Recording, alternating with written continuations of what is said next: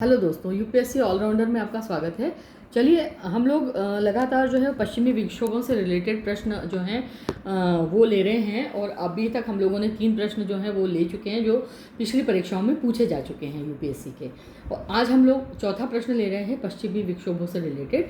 तो आइए उस पर बात कर लेते हैं कि पश्चिमी विक्षोभ जो हैं वो भारतीय कृषि पर उनका प्रभाव क्या पड़ता है। तो आइए इसे समझते हैं। तो भारत में जलवायु प्रणाली में पश्चिमी विक्षोभ यानी वेस्टर्न डिस्टर्बेंस एक महत्वपूर्ण मौसमी घटना है, ठीक है, जिसका सीधा प्रभाव देश के उत्तर पश्चिमी क्षेत्र विशेषकर कृषि पर पड़ता है। यह एक मध्य अक्षांशीय चक्रवात प्रणाली होती है जो भूमध्य सागर यानी मेरिडियन सी से उत्पन्न होकर के अफगानिस्तान पाकिस्तान होते हुए भारत के उत्तर पश्चिमी भागों में प्रवेश करती है, ठीक है। अब आमतौर पर यह सर्दियों में यानी नवंबर से लेकर के मार्च तक ये प्रणाली सक्रिय रहती है और अपने साथ ये बादल, ठंडी हवाएं और वर्षा लेकर के आती है, ठीक है। पश्चिमी विक्षोभों का भारतीय कृषि पर सकारात्मक और नकारात्मक प्रभाव जो है वो दोनों रूपों में देखा जा सकता है।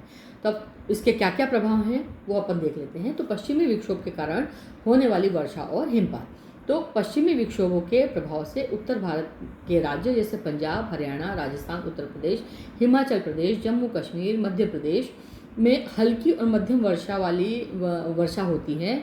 ऊंचाई वाले क्षेत्रों में हिमपात होता है। तो यह वर्षा प्रायः अवसाद वर्षा कहलाती है। अगर ऐसा भी प्रश्न होता है अवसाद वर्षा किसे कहते हैं तो भी आपको कंफ्यूज नहीं होना है और उसमें भी आपको वेस्टर्न डिस्टर्बेंस जो है उसी के बारे में बात करनी है। तो ये प्रायः वर्षा जो है वो अवसाद वर्षा कहलाती है जो कि कम समय के लिए होती है, लेकिन कृषि के दृष्टिकोण से ये अत्यंत महत्वपूर्ण मानी जाती है। अब भारतीय कृषि पर इसके सकारात्मक प्रभाव। तो सकारात्मक प्रभाव कौन कौन से हैं वो पहले अपन देख लेते हैं। तो रबी की फसल के लिए वरदान है। तो पश्चिमी विक्षोभ से होने वाली वर्षा रबी की फसल यानी गेहूँ, जौ, सरसों, चना इत्यादि के लिए अत्यंत लाभकारी होती है। तो जैसा कि आपको पता है कि रबी की फसल जो है बारिश के बाद जब थोड़ा सा खुलता है समय तो उस समय में ये बोई जाती है ना। तो नवंबर से मार्च तक इसका प्रभाव रहता है। तो जब फसल छोटी होती है उसी दरमियान जो है इन बादलों का जो है आवागमन होता है, हवाएं उसी समय में चलती हैं, छोटी छोटी उस समय में फसल हो रही होती है और जब तक वो बढ़ती है तब तक ठंड का प्रभाव रहता ही है हमारे देश पर।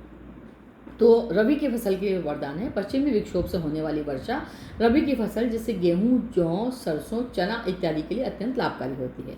विशेषकर पंजाब, हरियाणा और पश्चिमी उत्तर प्रदेश के कई राज्यों में यह वर्षा सिंचाई के जो प्राकृतिक स्रोत है वो बन करके आती है एक तरीके से, ठीक है। भूमि में ये नमी बनाए रखती है। तो यह वर्षा मिट्टी की आवश्यक नमी जो है मिट्टी में बनाए रखती है जिससे बीजों का अंकुरण, फसल की वृद्धि और उत्पादन बेहतर होता है। और कई बार किसानों को जो पानी डालना पड़ता है, मतलब पानी फेरना बोलते हैं जिसको वो लोग, कि पानी डालना है मतलब सिंचाई करनी है, तो सिंचाई की जो उनको एडिशनल जो काम होता है उससे वो बचत हो जाती है उनकी, और पैसे की भी बचत होती है क्योंकि उसमें मशीनों की आवश्यकता, मशीन मोटर लगानी पड़ती है, मोटर का बिल आता है फिर, तो उससे उनकी बचत हो जाती है। क्योंकि नेचुरल तरीके से हमारे यहाँ पर इन विक्षोभों के कारण, वेस्टर्न डिस्टर्बेंस के कारण जो बादल आते हैं उससे ये वर्षा जो है उसकी कमी की पूर्ति हो जाती है, तो ये उसके लिए बेहतर होती है। तीसरा कारण है कम लागत में सिंचाई। तो जिन क्षेत्रों में नहर, ट्यूबवेल से सिंचाई की सुविधा सीमित है ये वहाँ पर पश्चिमी विक्षोभ से पर्याप्त वर्षा सिंचाई पर होने वाले जो खर्च है उसको कम करती है, ठीक है। अब कृषि के साथ साथ सारणी पर संतुलन। तो यह वर्षा किसानों को फसल बोने और कटाई के लिए उचित मौसम प्रदान करती है। विशेष करके गेहूं की बुआई के समय मिट्टी में नमी और तापमान में संतुलन बनाए रखना बहुत आवश्यक होता है जो कि उत्पादन के लिए बहुत ही लाभदायक होता है। तो ये दोनों ही जो आवश्यकताएं हैं उसकी ये पूर्ति कर देती है उस समय में। अब इसके नकारात्मक प्रभाव क्या पड़ते हैं तो वो भी समझ लेते हैं।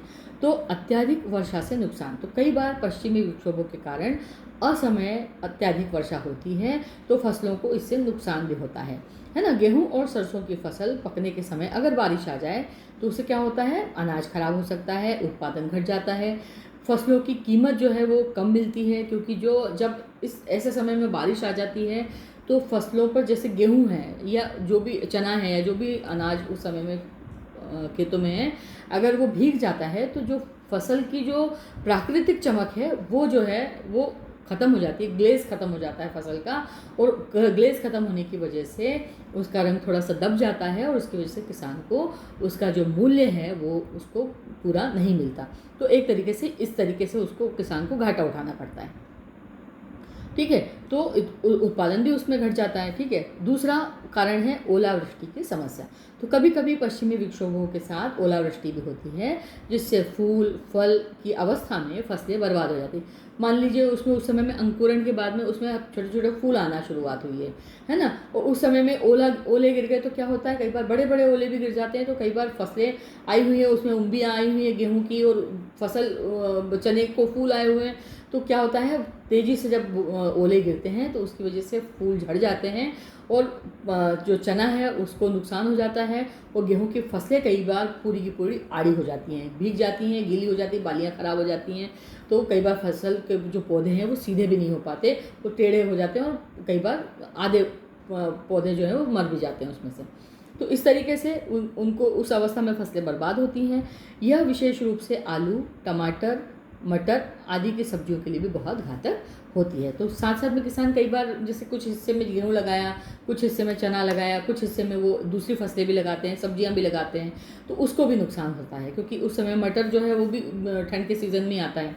ठीक है, अब कटाई में बाधा। तो फसल की कटाई के दौरान अगर बारिश हो जाती है, मतलब मान लीजिए आपने देखा होगा कई बार कि मार्च का समय आता है, होली के समय की बात है, उस समय में फसल गेहूं की फसल पक करके तैयार हो जाती है किसान के खेत में, और वो काटने वाला होता है। मतलब मार्च आया कि वो मार्च में आपने देखा होगा गेहूं की जो बालियां होती हैं वो होली में चढ़ाई जाती हैं, है ना, हरी हरी बालियां आपने देखी होंगी, बाज़ारों में बिकती हैं, बेचने के लिए भी आते हैं कई लोग जो पूजा करते हैं, पूजा सामग्री के साथ में वो बेचते हैं। तो वो पूजा की सामग्री में जब वो फसलें आती हैं, मतलब तो उस समय में वो थोड़ी हरी रहती हैं, और उसके तुरंत 15 दिन बाद एकदम तेज़ गर्मी पड़ने की वजह से क्या होता है कि फसलें सूखने की अवस्था में होती हैं।